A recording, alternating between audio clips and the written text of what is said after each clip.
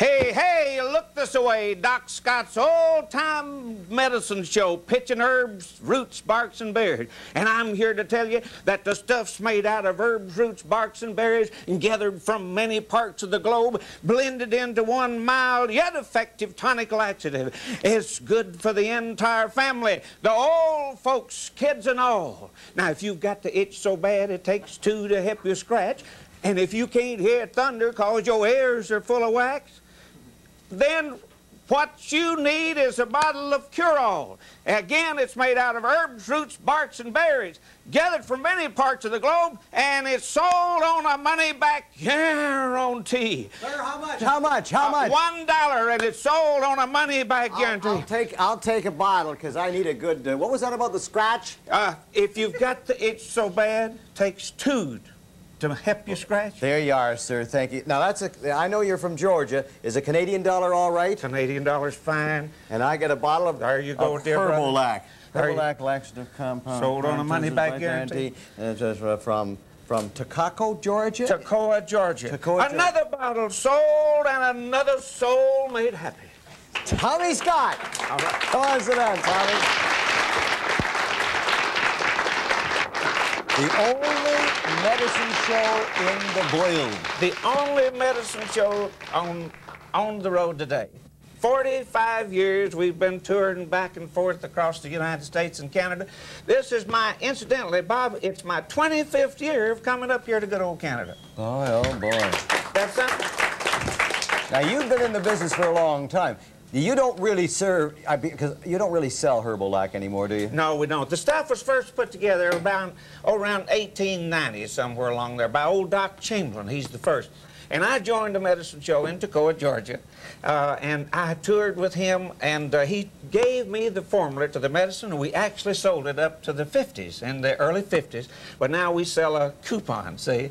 And, of course, we do the pitch, the fake pitch, you know, and then we sell everything from juice harps to gourds, you know, out there on the show. You're selling everything. You're going all the time. Going all the time, that's right. We leave the early, first part of the year, work the South, and then we come into Canada and go all the way across. On the show, we've got sharpshooters, and we've got magicians, and I understand that since I'm the last medicine man, real medicine show that's on the road, you sort of got it in your mind maybe that you'd like to be a medicine pitchman. I used to be an auctioneer in the high school days, and when I was a Boy Scout, I used to 5, 5, 5, 5, 5, going to 5, 5, 5. What do I hear? 5, 5, 5. Got 10 out. That's what I used to do. All right. Now, you know what? I can see right now you're not going to be too hard to teach. Now, the main important thing is the doc.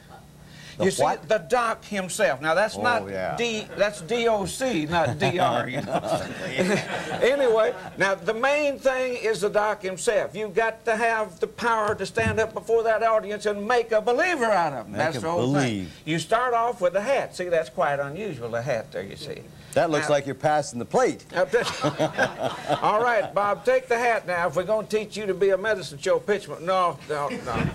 You got to do it this way now. Hold it in this hand right here. Take your arm and hit your arm with it and see what happens.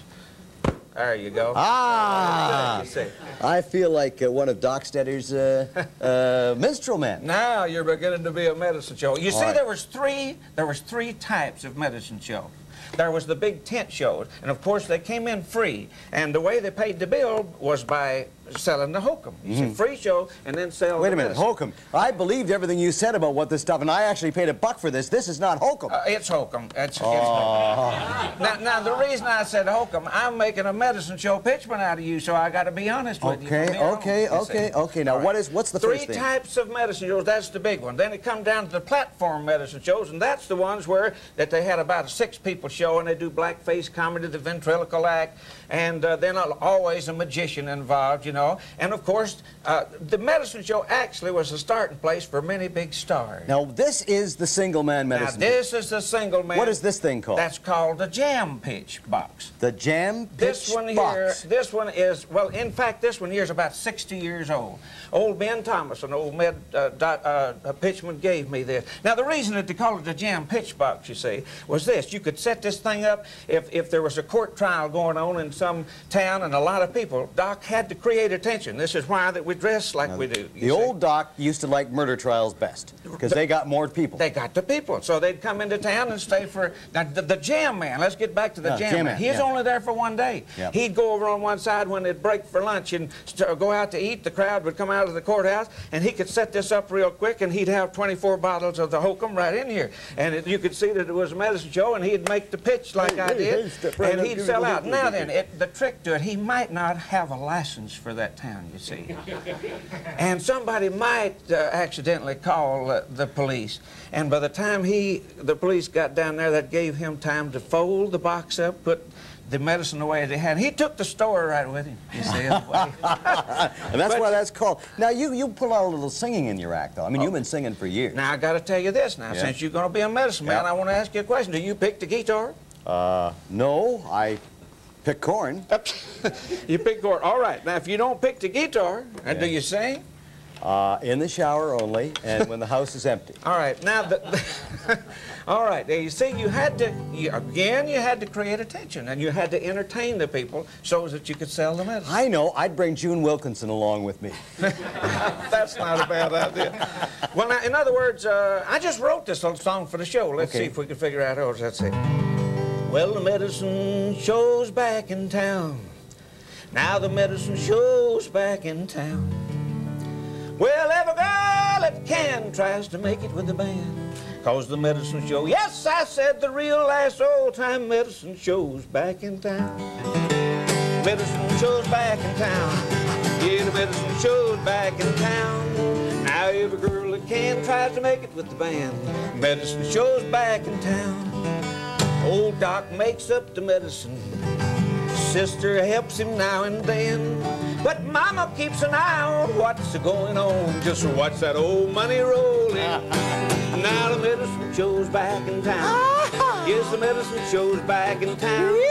Well, every girl that can tries to make it with the band. Medicine show's back in town. Now every girl that can tries to make it with the band. Medicine show's back in town. Oh, yeah! Yeah, I feel better already. You feel better? I do.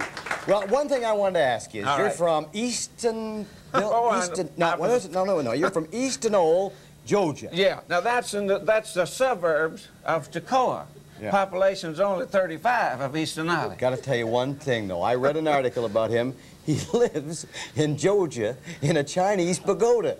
Isn't that right? You know why? You see, the whole medicine idea started in China, way back 2,700 years before Christ. And that's why you live in a pagoda in Georgia. It kind of fits the idea of the medicine show, you see. Look for The Medicine Show with Tommy Scott. And it's time to fold up. I got to get on over to that other town and keep hale, hearty, and healthy, and always wear a smile. So long, everybody. We'll be back after this time out.